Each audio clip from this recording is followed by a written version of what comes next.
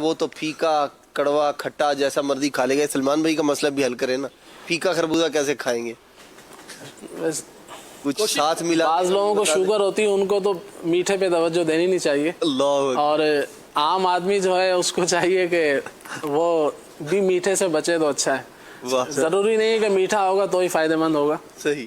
تو بس پر نظر خربوزے کی افادیت حاصل ہو جائے گی جیسا بھی ہوگا. صحیح. چلیں مرحبا, سبحان اللہ, یہ تو ہو گیا. بچوں کو دینا ہو تو چینی ڈال کے دے دیں, وہ ذائقہ بن جائے گا. بڑوں کو ایسے ہی پی لینا چاہیے. مرحبا. املی اور آلو بخارا.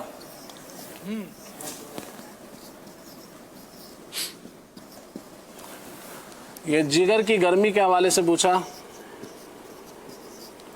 یعنی جن کا ایس جی پی ٹی بڑھا ہوا ہوتا ہے ان کے لیے بھی یہ بہتر ہے. جی, ان کے لیے بہترین ہے. صحیح. جگر کی گرمی کا علاج سمجھ لیں آپ کے 6 دانے یہ اور 6 دانے آلو بخارے کے. ان کو کرنا کیا ہے کہ رات کو 1 گلاس پانی کے اندر ان کو بھگو دیں, صبح جو ہے اس کو تھوڑا سا مل لیں, یعنی کہ اس کی جو گٹھلیاں ہیں وہ نکال دیں, اور ان دونوں چیزوں کو پانی سمیت پی لیا جائے تو انشاءاللہ جگر کی گرمی. اور ویسے بھی جن لوگوں کو جیسے ہاتھ پیروں سے جلن نکلتی ہے, وہ کہتے ہیں کہ جلن ہوتی ہے ہاتھ پیروں میں, ایسا لگتا ہے کہ آگ لگی ہوئی ہے پیروں کے اندر, تو ان کے لیے بھی مفید ہے.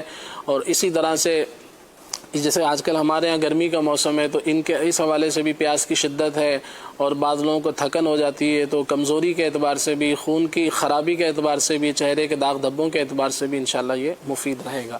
صلو علی الحبیب صلی اللہ تعالی علی محمد صلی اللہ علیہ وآلہ وسلم. مزید یہ پوچھا تھا کہ نسوار تو ظاہر بات ہے کہ اس کو چھوڑنا ہی مناسب ہے, اور اس کے لیے اگر آپ 3-4 چیزیں جیسے سونف ہوتی ہے اس کو تھوڑا سا بھون لیں, اور اس کے ساتھ کشنیز, یہ دھنیے کا جو بیج ہوتے ہیں, اس دھنیے کے بیج کو کہا جاتا ہے, اس کا جو مغز ہوتا ہے وہ لے لیں تھوڑی سی اس کے اندر چاہیں تو مصری ملا لیں. یہ تینوں چیزوں کو اچھی طرح بھون لیں, اور اس کو اگر چباتے رہیں تو یہ آپ کے لیے معدے کے لیے بھی مفید ہوگا. اور سفید زیرہ بھی اس کے اندر تھوڑا سا ملا سکتے ہیں, تو اللہ نے چاہا تو کچھ اس کی عادت بھی چھوڑ جائے گی. اسی طرح سے کمر کے درد کے حوالے سے پوچھا گیا, اس کا عرض کرتا ہوں. کمر کے اس کے بہت مختلف وجوہات ہوتی ہیں, لیکن میں ایک جنرلی اگر جیسے کمزوری ہے پٹھوں وغیرہ کی تو اس میں یہ مفید ہوگا علاج. اگر کوئی پرابلم ہے جس کو آپ سمجھتے ہیں کہ ایک عرصے سے کچھ مختلف ٹوٹکے کر رہے ہیں, علاج نہیں ہو رہا, تو اس کو پھر دکھایا جائے اور اصل وجوہات پر غور کیا جائے. اسگن ناگوری یہ دردوں کے لیے بہت مفید ہے, یہ لے لیں. اور سرنجان شیریں, یہ بھی دردوں کے وغیرہ کے حوالے سے مفید ہے. اور مزید آپ نے اس کے اندر جو شامل کرنا ہے وہ چوب چینی,